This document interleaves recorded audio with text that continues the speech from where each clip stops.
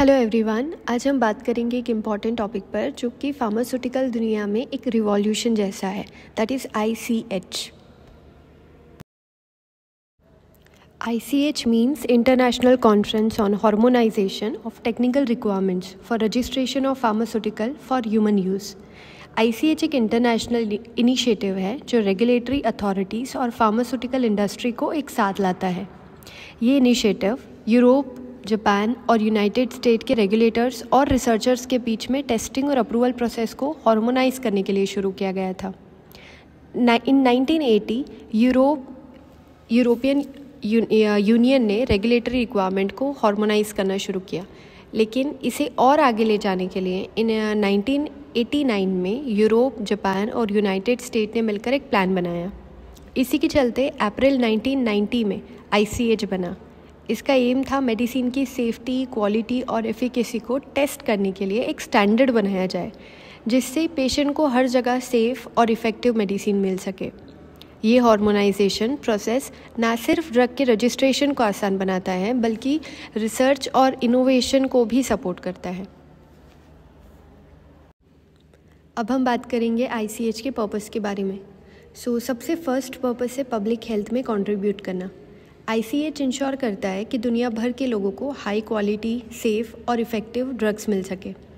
ICH का एक और पर्पस है फार्मास्यूटिकल प्रोडक्ट के रजिस्ट्रेशन और उनकी मेंटेनेंस को इजी करना। इससे नए और एग्जिस्टिंग प्रोडक्ट की अप्रूवल प्रोसेस फास्ट और सिस्टमिक हो जाती है। एक और इम्पॉर्टेंट पर्पस है क्लिनिकल ट्रायल्स का डुप्लीकेशन अवॉइड करना। ये टाइम और रिसोर्स दोनों का बचत करता है और पेशेंट के लिए भी रिस्क कम होता है। ICH नए और इम्प्रूव्ड टेक्निकल R&D अप्रोच को अडॉप्ट करने में हेल्प करता है और पुराने प्रैक्टिस को रिप्लेस या अपडेट करता है। इसके साथ ही एनिमल टेस्टिंग को रिड्यूस करने पर भी फोकस करता है, लेकिन एफिकेसी और सेफ्टी में कॉम्प्रोमाइज़ किए बिना। अब हम बात करेंगे ICH के मेंबर्स के बारे में। कौन लोग और ऑर्गेनाइजेशन इसके पीछे है जो पूरी दुनिया में फार्मास्यूटिकल वर्ल्ड का एक कॉमन स्टैंडर्ड बनाते हैं। ICH के फाउंडिंग मेंबर्स हैं यूनाइटेड स्टेट, जापान और यूरोपियन यूनियन। इन तीनों देशों के रेगुलेटर्स और इंडस्ट्री से मिलकर इसको शुरू किया। ठीक है, सबसे पहले बात करते हैं रेगुलेटरी रिप्रेजेंटेटिव की। यूरोपियन यूनियन की तरफ से दो बड़े नाम हैं, European commission and European medicine agency. ये दोनों इंश्योर करते हैं कि यूरोप में मेडिसिन की क्वालिटी और सेफ्टी स्टैंडर्ड मेंटेन हो। अब बात करते हैं यूनाइटेड स्टेट के रेगुलेटरी रिप्रेजेंटेटिव की, जो हैं United state food and drug administrative USFDA। ये अमेरिका में मेडिसिन्स और फूड का स्टैंडर्ड के लिए रिस्पॉन्सिबल होते हैं। जापान की तरफ से आते हैं ministry of health, labour and welfare. ये ऑर्गेनाइजेशन जापान में पब्लिक हेल्थ और फार्मास्यूटिकल के लिए काम करती है। रेगुलेटर्स के अलावा फार्मास्यूटिकल इंडस्ट्री भी ICH का एक इम्पॉर्टेंट पार्ट है। इंडस्ट्री रिप्रेजेंटेटिव हैं European federation of pharmaceutical industries and association, जो यूरोप को रिप्रेजेंट करते हैं। Pharmaceutical research and manufacturer of America, जो यूनाइटेड स्टेट का रिप्रेजेंट करते हैं, और जापान फार्मास्यूटिकल मैन्युफैक्चरिंग एसोसिएशन, जो जापान को रिप्रेजेंट करता है। ये सारे रेगुलेटरी और इंडस्ट्री रिप्रेजेंटेटिव मिलकर इंश्योर करते हैं कि वर्ल्ड में मेडिसिन की क्वालिटी और सेफ्टी का एक ग्लोबल स्टैंडर्ड हो। अब हम समझेंगे ICH गाइडलाइन की प्रोसेस, उसकी स्टेप्स के बारे में। अगर किसी गाइडलाइन को बदलने, समझने या अपडेट करने की नीड हो तो ICH कैसे काम करता है।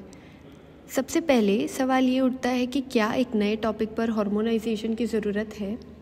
अगर हाँ, तो ये प्रोसेस फॉर्मल ICH प्रोसीजर के थ्रू होती है। इसके लिए एक कॉन्सेप्ट पेपर और बिजनेस प्लान बनाना पड़ता है।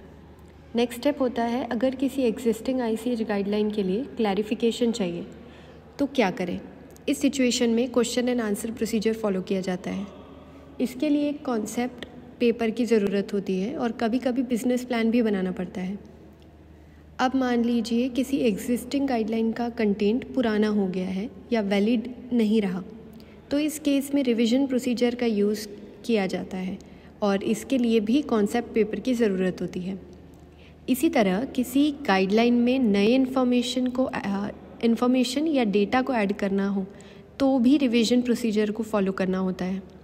आखिरी स्टेप है, अगर किसी गाइडलाइन में मेंटेनेंस की ज़रूरत हो या M2 रिकमेंडेशन में कोई चेंज करना है तो इसके लिए मेंटेनेंस प्रोसीजर का यूज़ किया जाता है।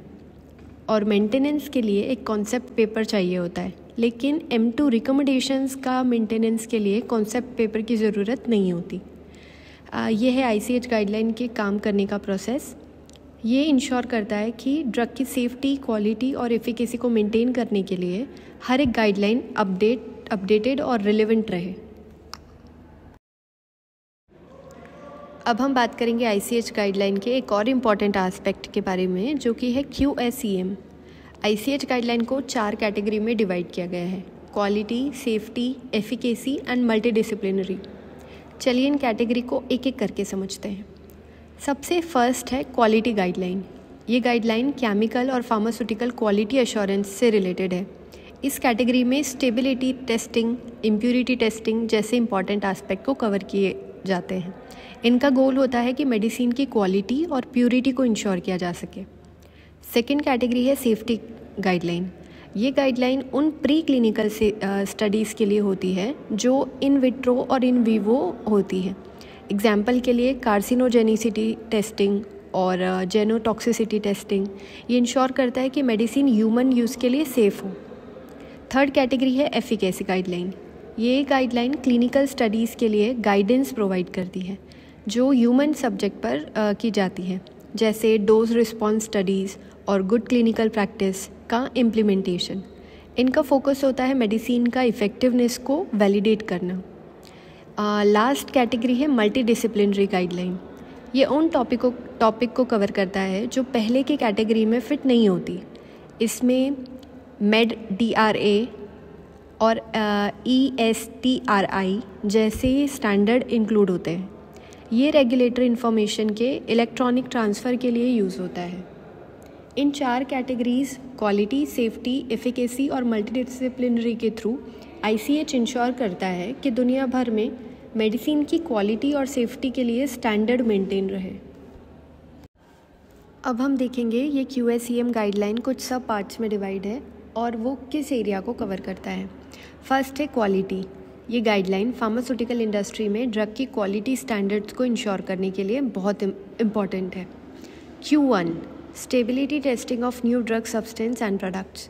ये गाइडलाइन ये इंश्योर करती है कि कोई नया ड्रग या प्रोडक्ट स्टेबल हो और अपनी क्वालिटी को टाइम के साथ मेंटेन करे। ये स्टेबिलिटी टेस्टिंग के थ्रू होता है, जिसमें टेम्परेचर और ह्यूमिडिटी जैसे फैक्टर्स के अंडर प्रोडक्ट का असेसमेंट किया जाता है। इसके कुछ सब टाइप्स भी हैं, जैसे Q1A to Q1F। Second is Q2 validation of analytical procedure. ये गाइडलाइन बताती है कि जो एनालिटिकल मेथड हम यूज़ करते हैं ड्रग की क्वालिटी चेक करने के लिए, उन्हें वैलिडेट करना ज़रूरी है। मतलब हमें ये कंफर्म करना होता है कि मेथड एक्यूरेट और रिलायबल है या नहीं। Third is Q3 quality impurity in new drug substance and product. इस गाइडलाइन में ये बताया गया है कि ड्रग में इम्प्योरिटीज़ जैसे कि रेसिडुअल सॉल्वेंट्स या डिग्रेडेशन प्रोडक्ट्स को कैसे आइडेंटिफाई और कंट्रोल किया जाए। ये इंश्योर करती है कि प्रोडक्ट सेफ़ हो। नेक्स्ट है Q4 फार्माकोपियल हार्मोनाइजेशन। इस गाइडलाइन का एम है कि ग्लोबली फार्माकोपियाज़ को हार्मोनाइज किया जाए। मतलब जो टेस्टिंग स्टैंडर्ड हैं उन्हें सब जगह एक जैसा रखा जाए ताकि ड्रग्स की क्वालिटी कंसिस्टेंट रहे। Next is Q5 good manufacturing practice. GMP एक गाइडलाइन है जो ये इंश्योर करती है कि ड्रग कंसिस्टेंट क्वालिटी के साथ बनाए जाए। ये मैन्युफैक्चरिंग प्रोसेस को स्टैंडर्डाइज करती है। Q6 specification for drug substance and drug products. ये गाइडलाइन बताती है कि ड्रग सब्सटेंस और प्रोडक्ट के स्पेसिफिकेशन या क्वालिटी टेस्ट क्राइटेरिया क्या होना चाहिए। इससे ये कंफर्म होता है कि प्रोडक्ट सेफ़ और इफ़ेक्टिव है। Q7 good manufacturing practice for active pharmaceutical ingredients. जब हम active pharmaceutical ingredient means API की बात करते हैं तो ये गाइडलाइन ये इंश्योर करता है कि उन्हें भी सेम क्वालिटी स्टैंडर्ड के अकॉर्डिंग बनाया जाए, जिससे कि final drug product. Next Q8 pharmaceutical development. इस गाइडलाइन में फार्मास्यूटिकल डेवलपमेंट प्रोसेस को कवर किया गया है। ये हेल्प करता है कि ड्रग फॉर्मुलेशन और मैन्युफैक्चरिंग को साइंस बेस्ड अप्रोच से डेवलप करने में। Q9 quality risk management. ये गाइडलाइन ये बताती है कि क्वालिटी रिस्क को कैसे आइडेंटिफाई, असेस और कंट्रोल किया जाए। इससे ड्रग प्रोडक्ट की क्वालिटी को लॉन्ग टर्म तक मेंटेन किया जाता है। Q10 pharmaceutical quality system. ये गाइडलाइन एक क्वालिटी सिस्टम बनाने के लिए है जो इंश्योर करे कि drug product consistently quality standard meet करते रहें। And Q11 drug substance, chemical और बायोलॉजिकल प्रोडक्ट। इस गाइडलाइन में ये बताया गया है कि ड्रग सब्सटेंस, चाहे वो केमिकल हो या बायोटेक्नोलॉजिकल, उन्हें कैसे डेवलप और मैन्युफैक्चर किया जाए सो दैट क्वालिटी स्टैंडर्ड मिल सके। अब हम बात करेंगे ICH गाइडलाइन की सेफ्टी कैटेगरी के बारे में। ये गाइडलाइंस मेडिसिन की सेफ्टी और प्री क्लिनिकल स्टडीज़ के लिए बनाई गई है। चलिए इसके अलग अलग पार्ट्स को समझते हैं। सबसे पहले आता है S1 कार्सिनोजेनिसिटी स्टडीज़। ये स्टडीज़ चेक करती है कि कोई ड्रग कैंसर कॉज कर रही है या नहीं। ये रिसर्च लॉन्ग टर्म सेफ्टी के लिए बहुत ज़रूरी है। नेक्स्ट है S2 जीनोटॉक्सिसिटी स्टडीज़। ये स्टडीज़ DNA पर होने वाले एडवर्स इफ़ेक्ट को इवैल्यूएट करती है ताकि मेडिसिन का जेनेटिक मटेरियल पर कोई नेगेटिव इम्पैक्ट ना हो। S3 that is toxicokinetics and pharmacokinetics. ये इंश्योर करता है कि ड्रग का बॉडी के अंदर डिस्ट्रीब्यूशन, मेटाबॉलिज्म और एलिमिनेशन कैसा होता है। S4 that is toxicity testing. इसमें असेस किया जाता है कि ड्रग किसी भी डोज में हार्मफुल तो नहीं है।